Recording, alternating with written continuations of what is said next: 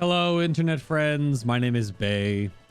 Welcome back to the Shadowlands Alpha First Pass, First Impressions. This is the overall wrap-up video. How are hunters? And I have slept on this video for a little bit. It should have come out, if you're watching it right when it came out, it should have come out the day before. But I took Saturday, as I'm sitting here recording this, I took Saturday to sleep on it, to think about it, to read YouTube comments, to talk to my Discord a little bit more, and sort of get the feel for the hunter situation across the board. And there's a lot of little things that crop up here and there. There's some great comments and suggestions going on all three of the previous hunter videos.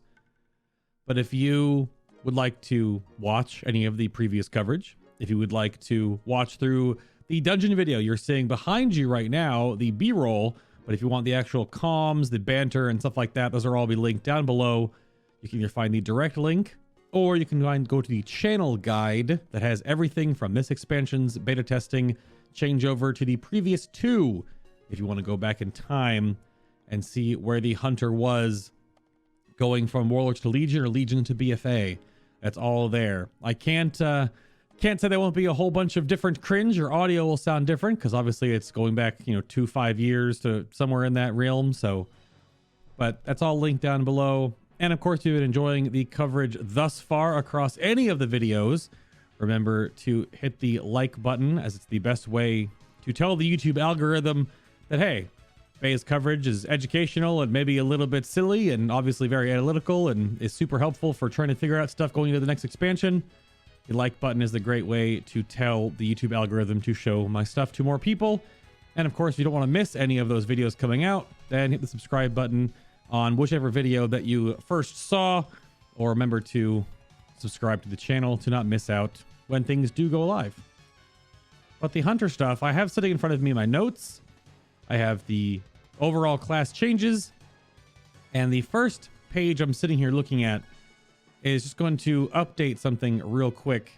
We did double check the survival hunter ranged auto attack situation because there was some confusion. I opened the survival video kind of memey, like, oh, you could do it full range. Yeah, well, that's obviously like throwing it out there as you could work, and maybe in not super high end content it could work, but it obviously isn't something I'm trying to advocate for, at least in the current iteration of survival, to play it as ranged forehead, because you'll do far less damage. But survival hunters ranged auto attacks are 50% weaker, probably different math in there, but they more or less were 50% weaker than beast mastery, and then of course they're 60% weaker than marksman because they don't have lone wolf.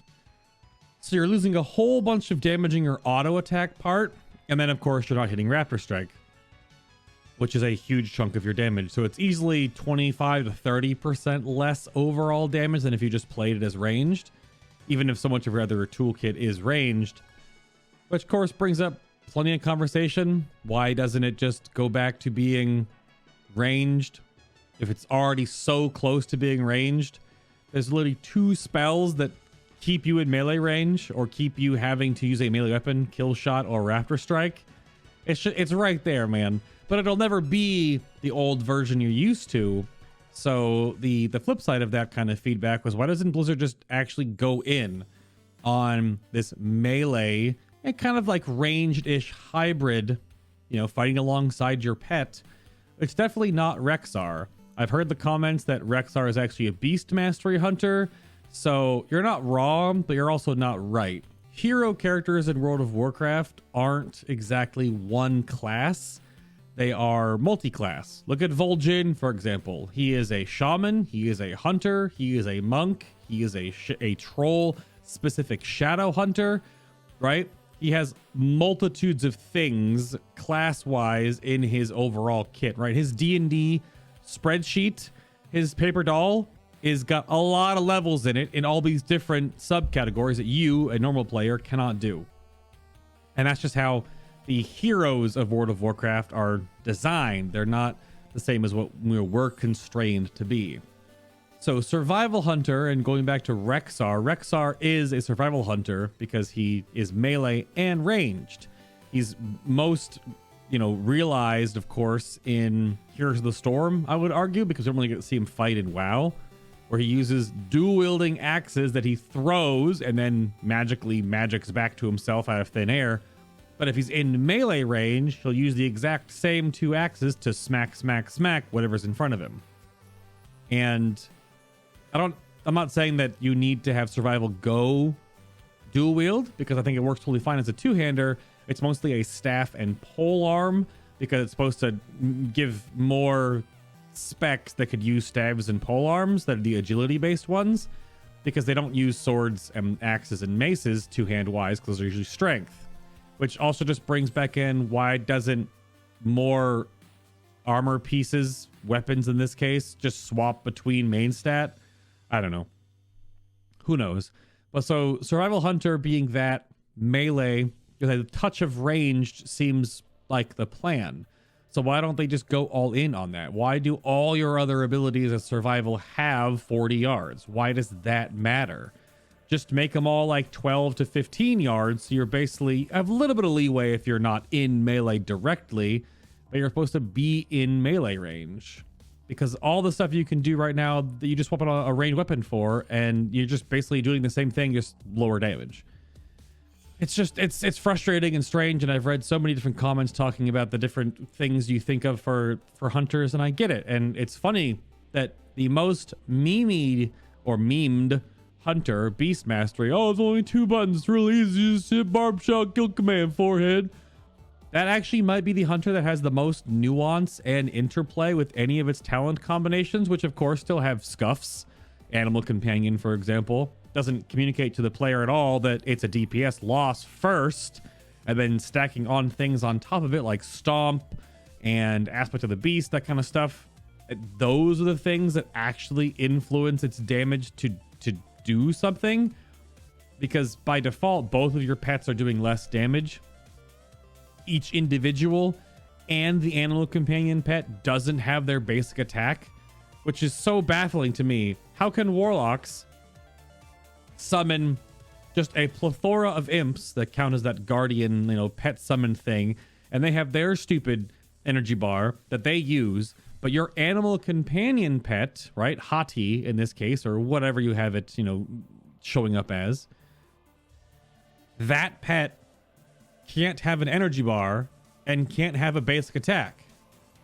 So the ground up for Beast Mastery in that sense is just to probably make Animal Companion baseline, right? And then make that spec around having 2 pets. It's just when Legion came to us and really honed in on spec fantasy, you were still obviously a hunter, but spec fantasy was a big deal. And Blizzard found some really nice nuggets in that, and then keep sort of waffling back and forth on what their spec should be. Just Animal Companion baseline. You summon 2 pets. They need to, of course, fix the hunter stable pet UI so you actually know you can summon 2 pets. And then they just rebalance their damage, so it's at 100% of each of whatever they should be. They'll do the same exact damage. And then just rebalance the class from the ground up with everything involved having 2 base pets, right?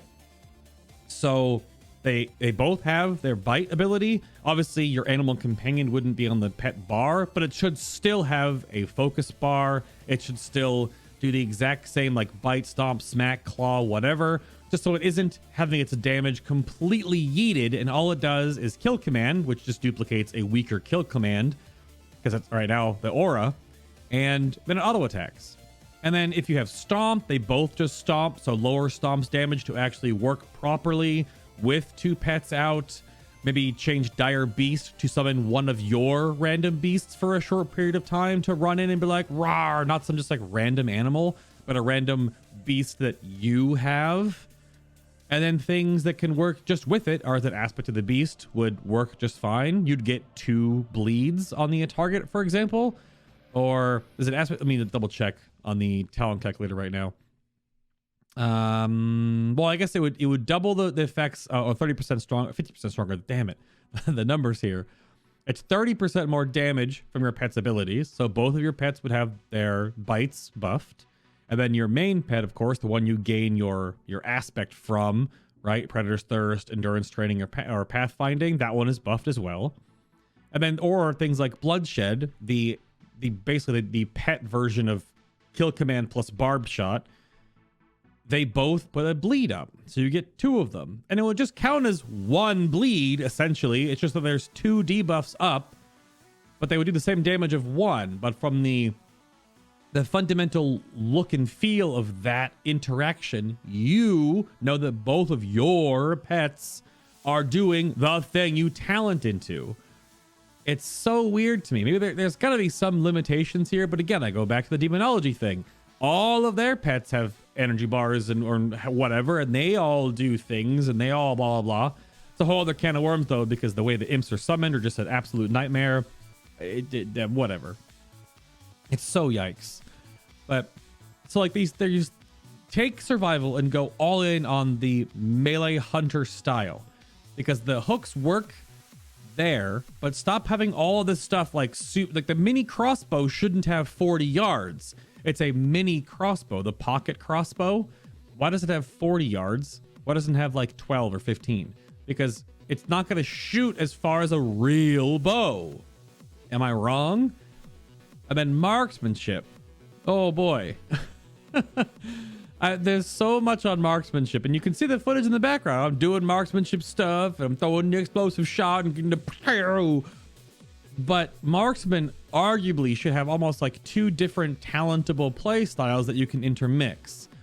Old school survival with things like black arrow and explosive shot, and sort of firing off individual different types of arrows, Hawkeye style, right?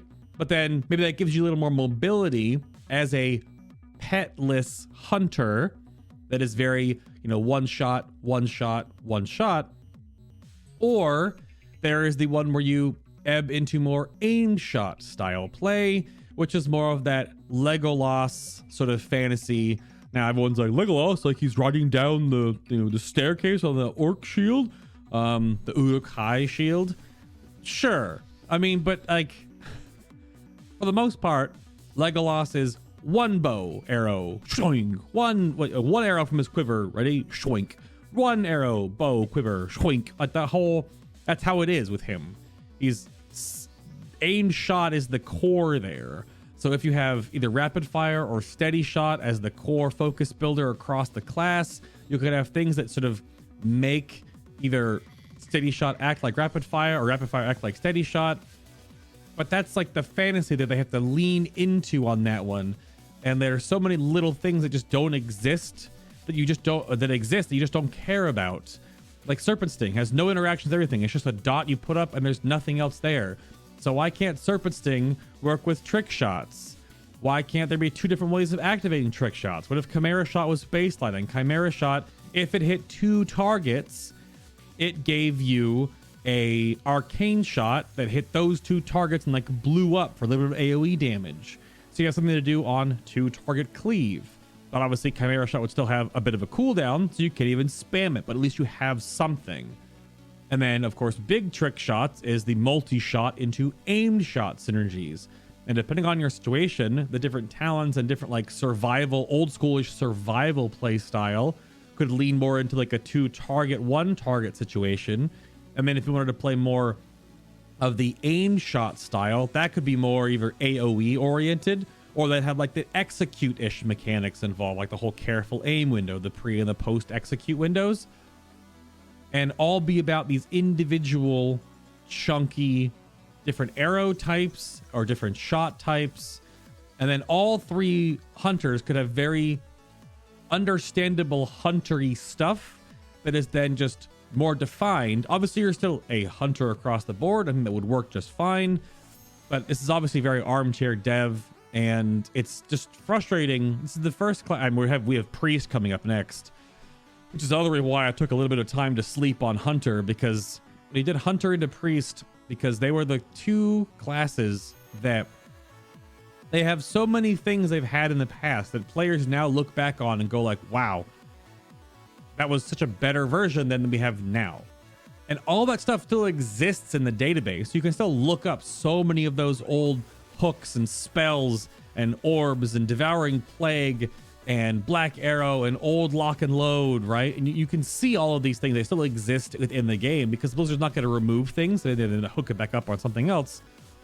But now is the experience, the time. Shadowlands is we quote unquote die and we're reborn and we're in this new land and we get all these passive leveling upgrades all on the board, right? But 52, 54, 56, and 58, which Hunter doesn't even have yet. So we know the iteration on Hunter isn't even completed yet because they don't have any of those like last little pieces, those little decorations on their cake. So there's something still to hope for in that, but I don't know if it's going to really change anything. Because if you play BM, there's basically one spec with a couple of talent wiggle room. If you play Survival, it has actually the most differentiating builds therein that have like different scaling points, like early expansion, mid to late expansion. All, of course, is that like just please Mongoose Bite playstyle baseline. And then that whole, you can have a Mongoose Bite row, and then you can have a coordinated assault row on the bottom. And their version of kill command should just be flanking strike, even if just in button name, and it's this exact same thing as kill command, but it does a little bit of damage from you and more damage from your pet, and then you both get focus. Like just flanking strikes, the style you used to have, this was removed from you to like make it more like beast mastery, but you're also not. I'm talking with my hands a lot right now because I'm just so much about my Hunter testing, which is what boiled up sort of in me after 3 days of doing it in a row on the huge back and forth, like argumentative rant bant section and the marksman testing. My brain's going. I had a big like 2.5 hour long conversation, like trying to communicate with chat, and Word Up was there trying to, because we talked more after and we're totally fine. We're buds, it's not a big deal.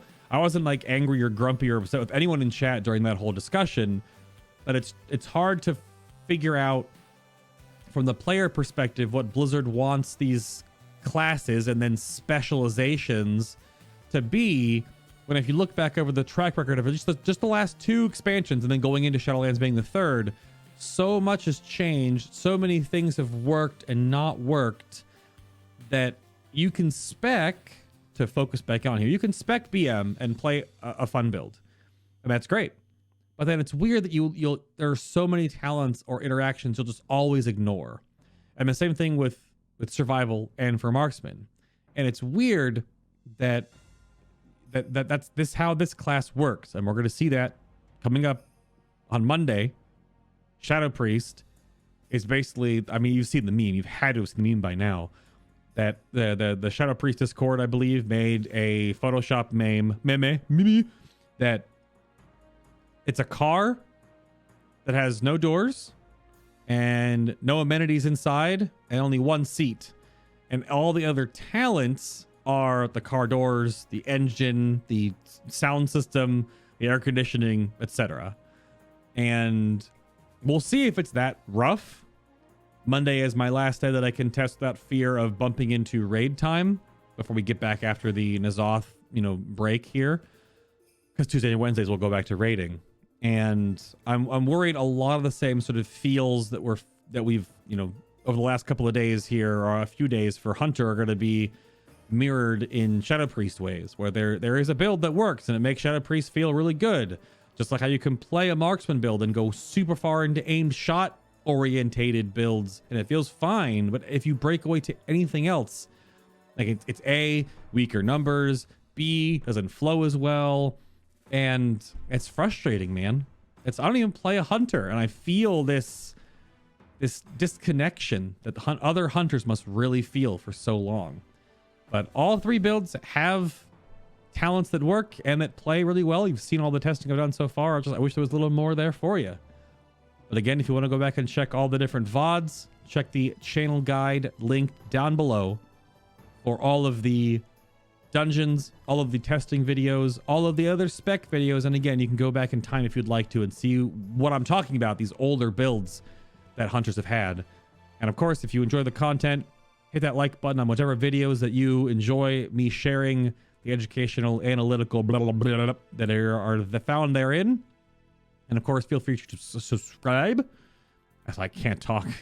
Feel free to subscribe to my YouTube channel, where the content will continue. There'll be a little bit of a break coming up here soon, but remember to follow along with the huge feedback junket I want to do in mid to late June, where I'm going to go back through and read all the YouTube comments and sort of come to like the top like 5 to 8 or so pain points, very specific feedback that I can try to get to Blizzard about each one of these specs to shore up these weirdnesses. But my name's been Bay. Thank you all very much for listening to me ramble about how our hunters. And I will see you all in the priest coverage coming up next, or of course on the live stream where we've got more on the horizon.